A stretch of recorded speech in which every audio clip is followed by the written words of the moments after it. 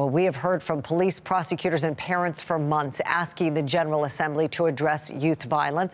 Now, state Republicans are unveiling a set of crime proposals, asking for support from Democrats. Fox 45's Mackenzie Frost takes us through the plan and some lingering questions. There are 5 different bills in this public safety package. Some of them aren't new, like the Violent Firearms Offender Act, but others were crafted specifically from concerns we've been hearing about from parents, prosecutors, and police when it comes to juvenile crime. The next legislative session is about 2 months away, but Tuesday. Good morning, and thank you for joining us. House and Senate Republicans rolling out their proposal now to address public safety. There is an expectation that the governor comes to the table. In response to the death of Pavel Lepere, the 26-year-old tech executive who was killed in her own Baltimore apartment building, the suspect, Jason Billingsley, who was released from prison early after a previous rape conviction thanks to what's called diminution credits, or credit for good behavior or participating in work programs. Now, the GOP tailoring a plan targeting those credits. In order to keep our community safe, criminal sentences need to mean something. The plan seeks to end the credit system for people convicted of first and second degree murder and cap it for other offenses. But one of the hallmark bills in this package centering around juvenile crime in Maryland. The Juvenile Justice Restoration Act is a response to loud outcry from the public, law enforcement, and state's attorneys. The plan calls to allow for a parent approval of a juvenile facing questions from law enforcement to be a substitute for an attorney. Requires anyone under 13 who commits a crime with a gun to be supervised under the Department of Juvenile Services. And if a kid is arrested 3 or more times for the same nonviolent crime, like car theft, that juvenile will go to DJS. The plan comes on the heels of 2 juvenile crime hearings in the House, where prosecutors from around the state.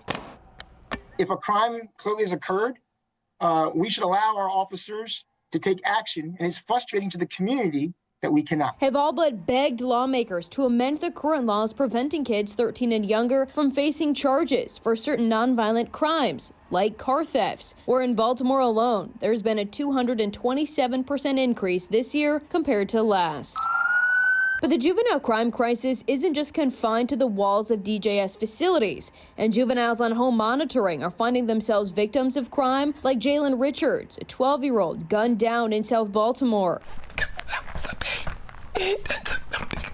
Or suspects like Tristan Jackson wearing an ankle monitor during the Brooklyn Day mass shooting in Baltimore, and now it's not clear if the Republican plan has the details ironed out. Is there an element in this proposal that goes after the home monitoring aspect of DJS?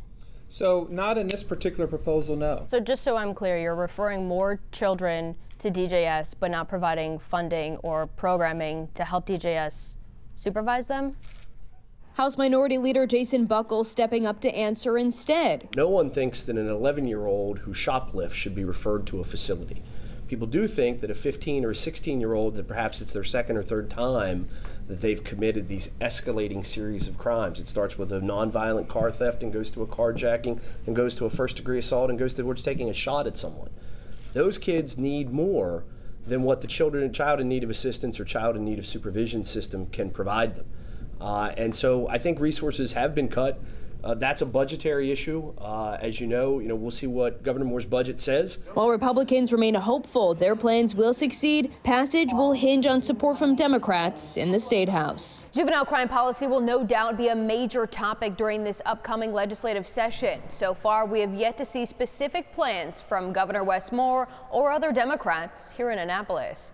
In the State House, Mackenzie Frost, Fox 45 News. I'm Kai Jackson. Thank you for watching. Here's another video to watch. Also, please take a moment to subscribe to our channel.